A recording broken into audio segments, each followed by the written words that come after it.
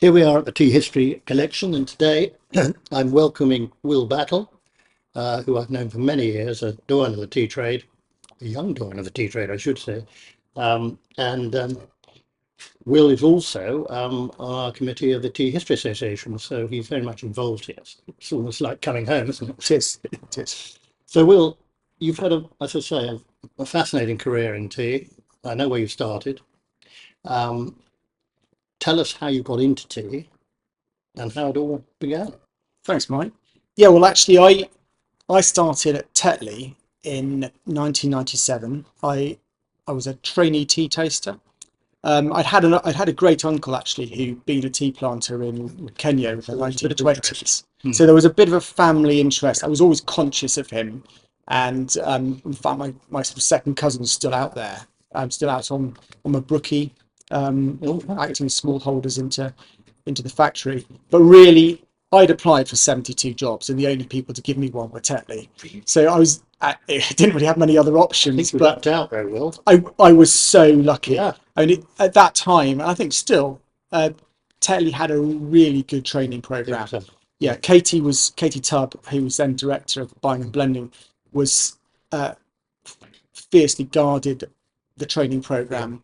And the other good thing about Tetley was that it was a big enough company where you genuinely got an exposure to every producing origin and every consuming Yeah. nation, Yeah. pretty much. But it was small enough that all of that expertise was contained in Greenford in West London. There wasn't an African buying office No. really that was based in Mombasa necessarily. And we did have an auction. Stand, you had We had stand, but all of the decisions were made in Greenford, and that was great because everyone was there, and you had this great repository of expertise around you. And like all trainees, I guess we started off in the sale room, the tea tasting room, receiving samples from agents, auction agents, broking houses, producers, marking them up for tasting, prioritizing them, and then also sort of the end of the London auction. So we still had to taste first timers, which was sort of tasting the entire auction. There wasn't much of it to taste then, but it was a great schooling for us as exactly. trainees. I bet you were bombarded with samples from just about everybody, weren't you? We were, yeah, and there was an enormous volume of samples, and they were expertly made by this most amazing team of ladies in the sale room who when they weren't quizzing you about your private life and speculating on when you were going to get married, were brilliant team. Aren't they wonderful? I mean, Yeah. they host us now when we do the Great Taste Awards. I should be going in a month, as I told you. And I remember last time, the three of these ladies, the longest serving, all been there for over 30 years. One had been there for over 40 years. We had it all together. And she kept saying to me, "Do you remember Mr. Hilditch? Do you remember so-and-so?" I said, "Yes, I do. I go way back. I'm so old. I remember them all." Oh, weren't they wonderful? I mean, they're just lovely ladies, aren't they? They are, and they don't age at all. They don't. Yeah, And it's clearly a two-way thing. The fact that they're still happy doing that 30, 40 years later Yeah. shows that Lions first and then Tetley have been very good, but also appreciate them, appreciate what they do. yes, really wonderful crowd, and they taught me a lot as well, really about how to go about the sort of the art and science of bringing on teas for tasting, and now whenever I make a batch in my office, I think of really how they would have done it, and it's Did I great. say I think probably Tetley was quite unique in this because most of the other companies, the juniors, the trainees had to put on all the batteries as they did in the brokers. I mean, that's what I spent my first 2 years doing. So you had the best of both worlds. You didn't have to flog all up down that pot, but you had wonderful people showing how it should be done. Yes, we did. Clever. Yeah, and then we still had a spittoon to clean out at the end of the day. But we had that. They were the best at just really. They churned through thousands of cups of tea a day with great skill and accuracy. It's not easy. Absolutely. So after how many years were you sent on your travels for the famous 6 months or the year something? Yeah, it was a year. Yeah. I think we do about 2 years in Greenford. I did something like 2 years in Greenford. I went off to Calcutta. Tetley had a great their blend really did prioritise a decent wedge of Assams and as the backbone of the blend. So the Calcutta stop on the training trip was a really important one, and it was really fun. It was really enjoyable. But at the time, our agents were Bush Tea, That's right. run by Vijay Awasthi, and some great tasters there. Vicky Awasthi doing Darjeelings, Puran Tawari, who was doing the Orthodox Assams, and Mukundan, who's no longer with us, who was doing the CTCs. They were great tasters, brilliant mimics. They could do impersonations of anyone in the Tetley office, past and present, and it was a great place to learn. It was always a bit difficult as a Tetley trainee because we used to buy enormous quantities of Assam privately, but not an enormous amount through the auction. Oh, yeah. So you'd sit there tasting the auction and hoping an order might come through by fax on a Thursday evening, hovering over the fax to find that nothing had come. Twinings were busy churning out the orders, but then you sit there, eventually something would come, but it didn't make it any less of an experience because we were buying a lot of tea privately, got to visit all of the producers, a lot of tasting, relationship building. Relationships so important in the tea industry, aren't they? Vital, isn't it? And that was a really enjoyable period, actually. But it's non-stop, isn't it? Because I mean, there's if you're looking at the auction every week, there's virtually an auction.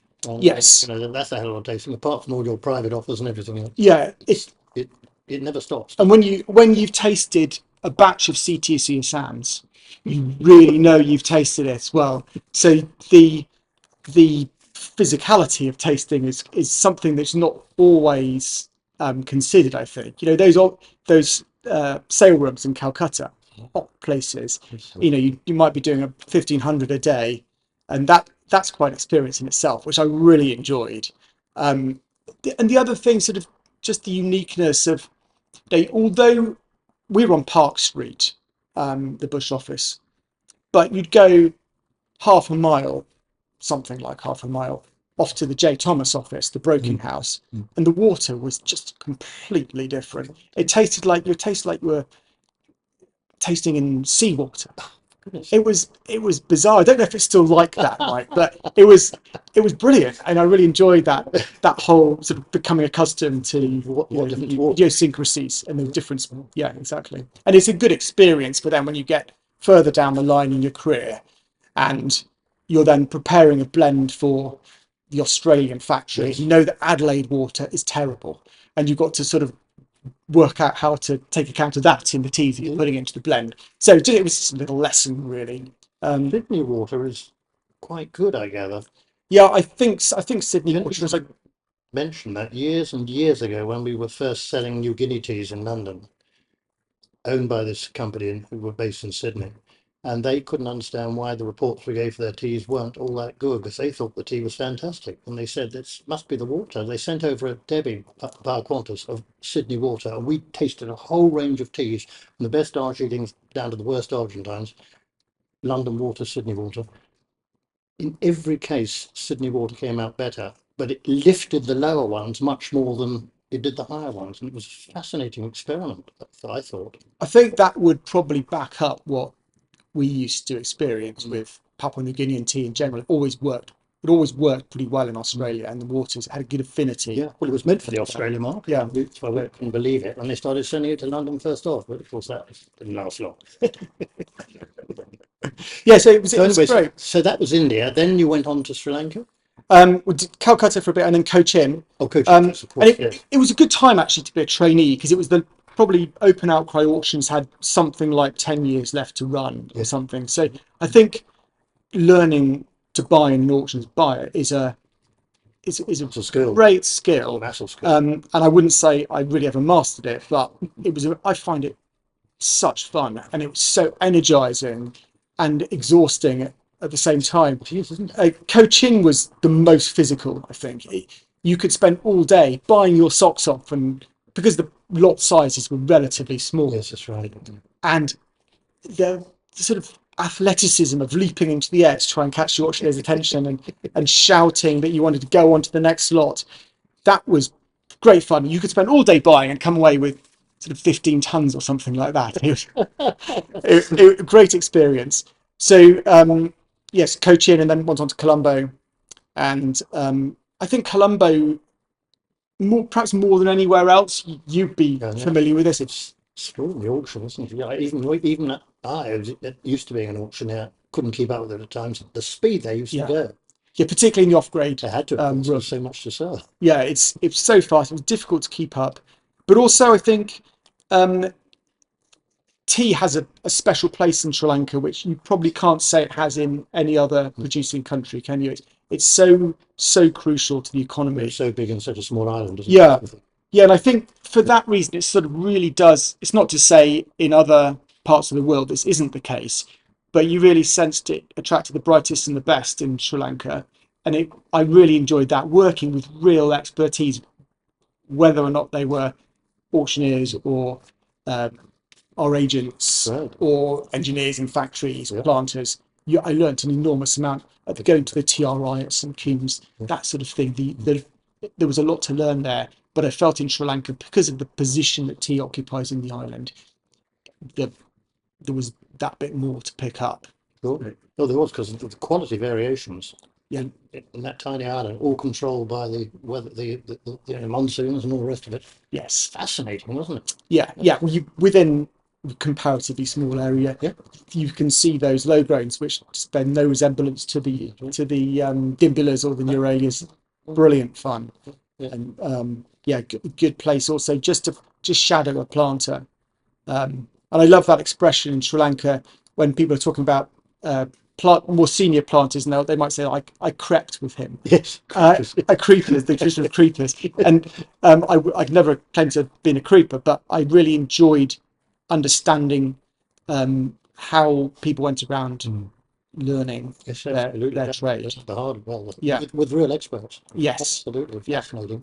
In those days, they really did, didn't they? They were put through the paces. I mean, even we as tea tasters, they didn't really consider us even worthy of the job until we've done nearly 7 years, Yes. 5 to 7 years.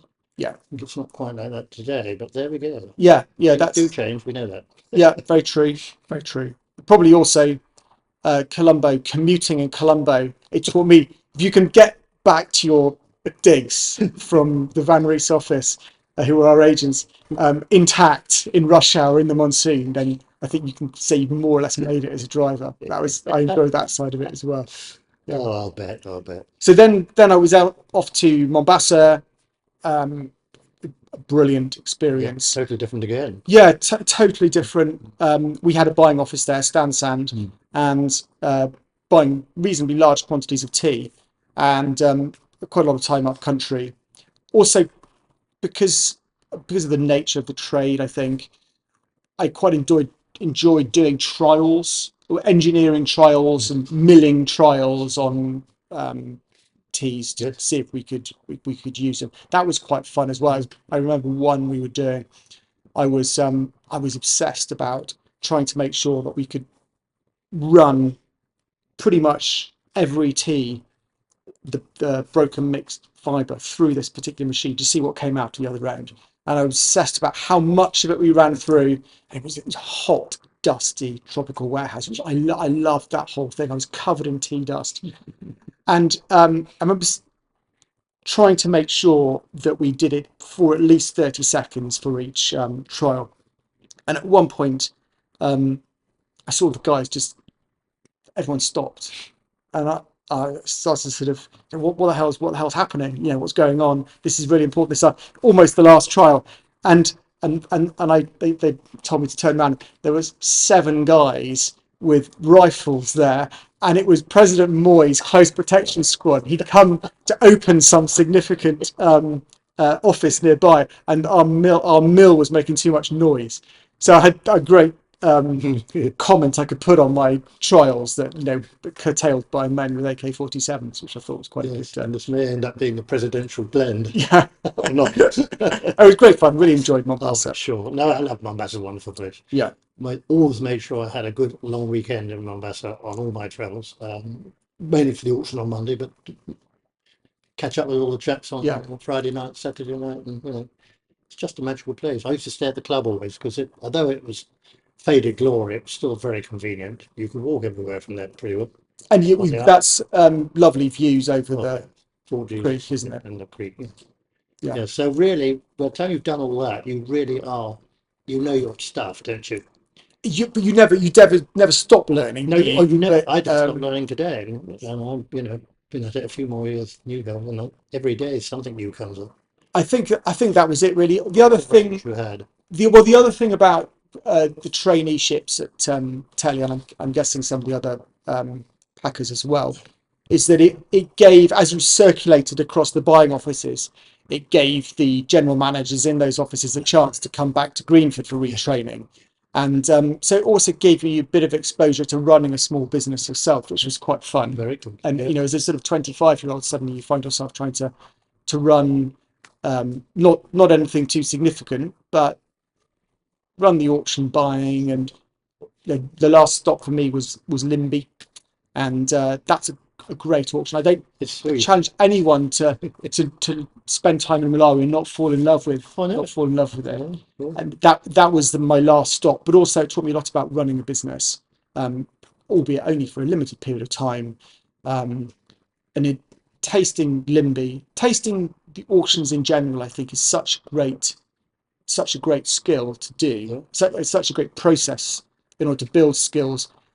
You are particularly in Limby, sadly, often tasting teas which might be rejects from private contracts. Afraid so. There's a great opportunity also to taste You get the spectrum. defects, and you get the can taste Yeah. outstanding teas, Yeah.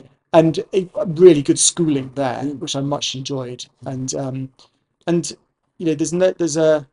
there was that misnomer about auction buying that you're trying to buy tea as cheaply as possible, which I think is Yeah. rubbish. You're really trying to make sure that your competitors pay a lot for their tea as well.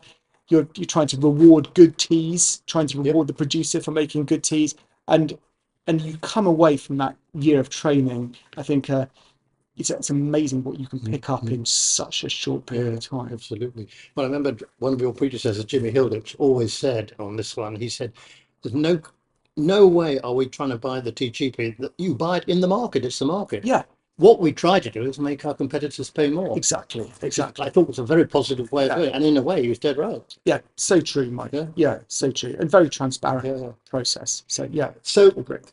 clearly, Lions before them and then Tetley were a great training ground for tea people. But like all these things, people move on. And I think when you look at some of the people in tea today, where they've got, they probably think, well, probably due to that wonderful training that you just talked about, because it was pretty special, wasn't it?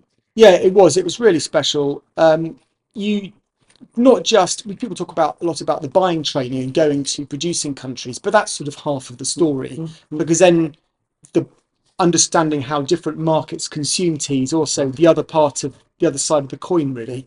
So when we came back from our training, I was blending tea for our factory in Melbourne and our factory in Atlanta, and learning about how iced tea is drunk and prepared it's just a different world, really. And suddenly you're handling Argentines and Vietnams and Chinas, or Papua New Guinean teas.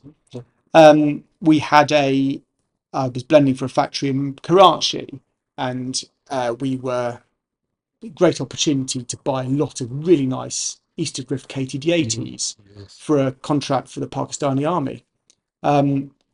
And I thought that was, again, a totally different style of tea. Yeah. It was about leaf appearance. It was about, how the sort of golden liquor that we were looking for, which was very different to the sort of liquors that Tetley were looking for then for the UK market. But it made this great sort of jigsaw of different consumption habits that come together.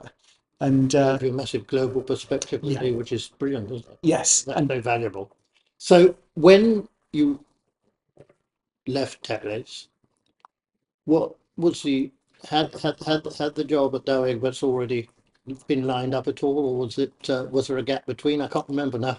No, well, you very kindly provided me with some advice then, Mike, actually over a beer in the coal hole, I remember. Dow Egberts were part of Sara Lee, and they'd had a coffee buying office in Zug in Switzerland for a long time, and they wanted to move their tea buyers over. Dow Egberts, sort of known as a Dutch house, but I think the tea buyers would have said they're Frisian. And they grew the all came from Yaura in Friesland, but they didn't really want to move. When they moved the buying activity to Switzerland, the buyers didn't really want to leave No, they didn't. I can Yaura. understand why. It's a beautiful part of It's lovely. I yeah. went there one for one of the farewell parties. One of their directors when he went. I can't remember, forgotten his name now. He's a lovely guy there. It would be Thijs Kramer or Yeah. Arne Koopmans, one of them. The first, yeah, he was a lovely man. And I went and I thought, what a lovely place this is. So yes, I can understand. I know there was some reluctance. I heard it sort of second hand, not wanting, but having to leave there and go elsewhere. Yeah, yeah. But you did that for quite some time still. Yeah, it was a great time. It was a great time to go.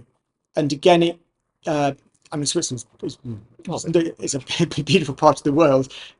It also, Dow Egberts, I mean, the brand is Pickwick, mainly sold in the Netherlands, but also in a lot in Central Europe. And we had an iced tea factory in Texas as well. In Australia. It's all over. Yeah, it's drunk all over. We had two factories there. We had actually three factories, one in Budapest as well. And that was good because you had to understand the continental European tea trade.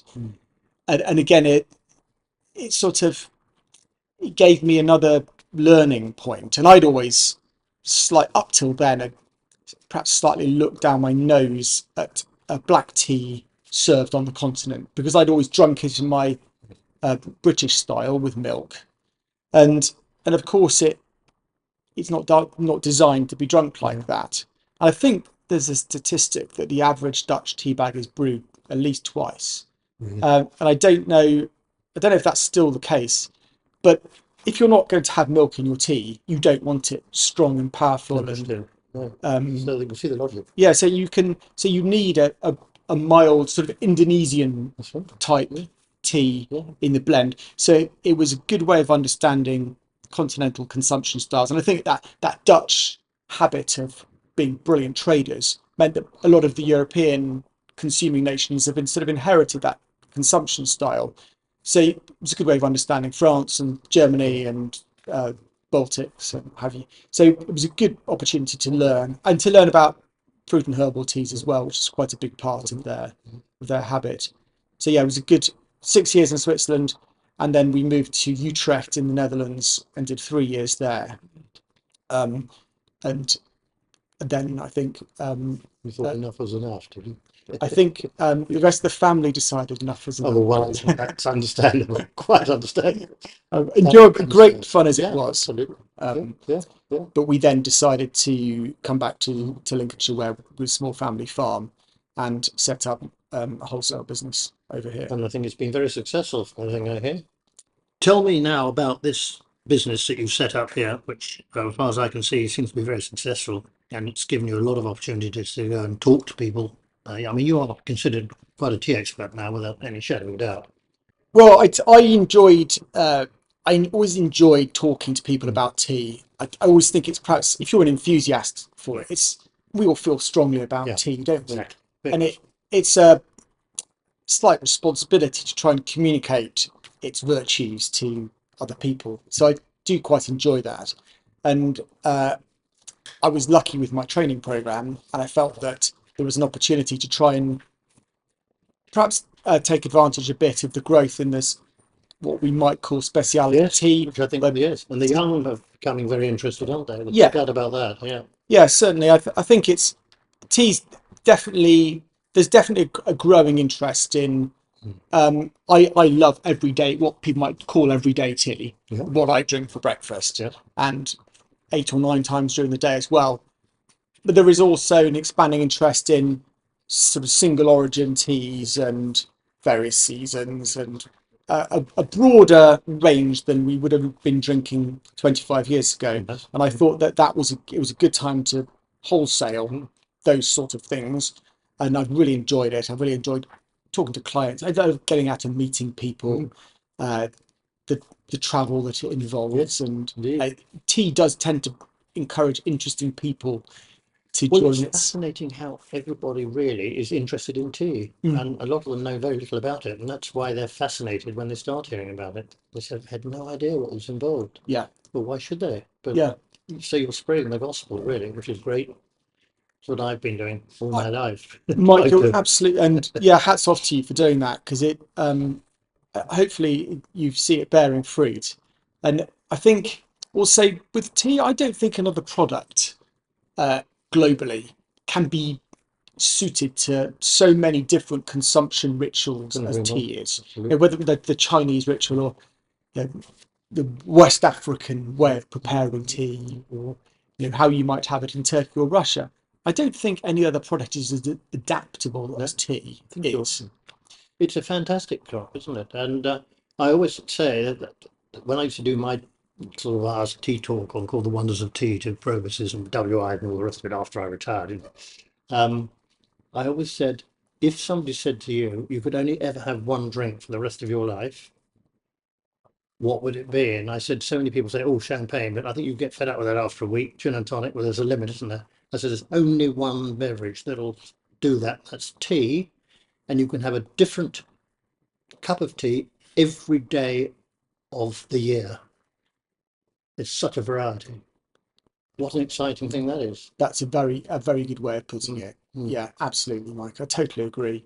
And I think that that's actually, for example, we're sponsoring an event at Lincoln University next week, in which students from around the world come, Mhm. and it's involves the Leicester Dialogue Society, and the idea is that everyone makes tea in their own national tradition, and then we have a look and we decide whether or not there's a winner in terms of what was Yeah, the best prepared. absolutely. And I think it's just a way of getting people talking from different Getting cultures. interested. Yeah, and interested in other cultures and what it is about their tradition that, Absolutely. how has it happened that they prepare tea in that way. I don't think there's another product like it No, I can't for think of that. one. I can't think of one. I agree. And it will take any sort, whether or not it's buffalo or cow milk or Mhm. no milk or Well, that's another whole new all of ballgame, that isn't it? Yes. avenue you can explore.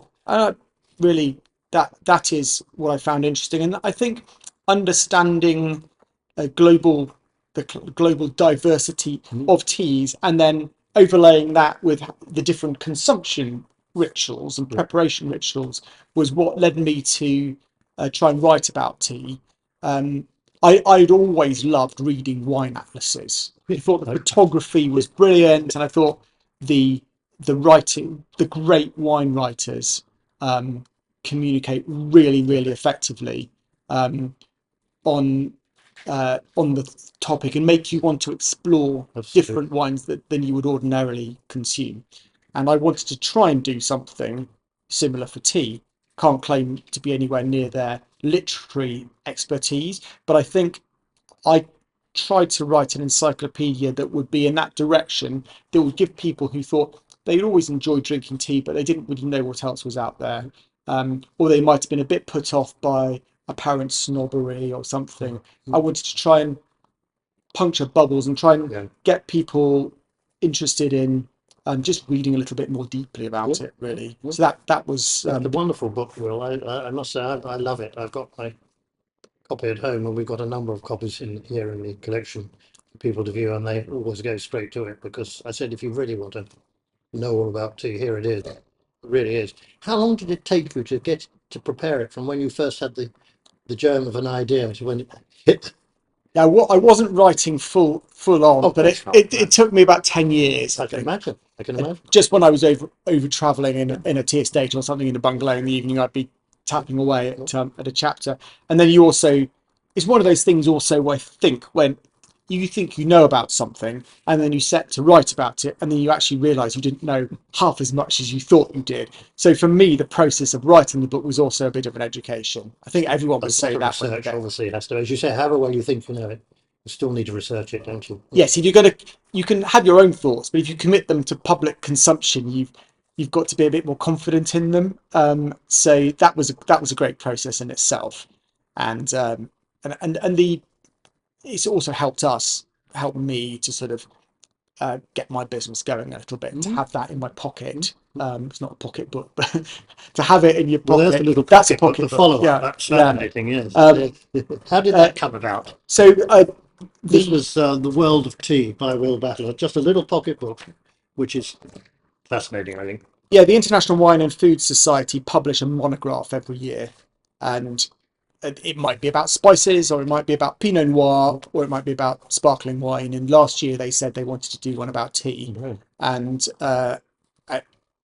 I thought it was quite a good opportunity to try and refresh some of my thoughts, and also there was some opportunity to sort of go into things which had perhaps changed since I'd last tried to write about tea, and also trying to condense into 100 pages what I'd had 400 pages to Good do. to say, that's the art, isn't it? To bring it down to that, but still to be very informative as it is. Yes, yes. It was a fun process, Mike, actually, and through the International Wine and Food Society, you get to meet some really interesting people who really enjoy knowing about what they're drinking and eating, and that was quite fun. There's quite a lot of promotional work about the launch, and people ask great questions, don't they? And I'm guessing you will have had when you're doing your talks. It's through talking to people that some of the questions that come back to you make you reflect a bit about what it is that you enjoy in tea. Well, we always have this one. You're always, I'm sure you'll ask exactly the same thing. Any tea man or woman would be is, what's the best cup of tea? And I said the best cup of tea is the tea you like. It's a personal thing.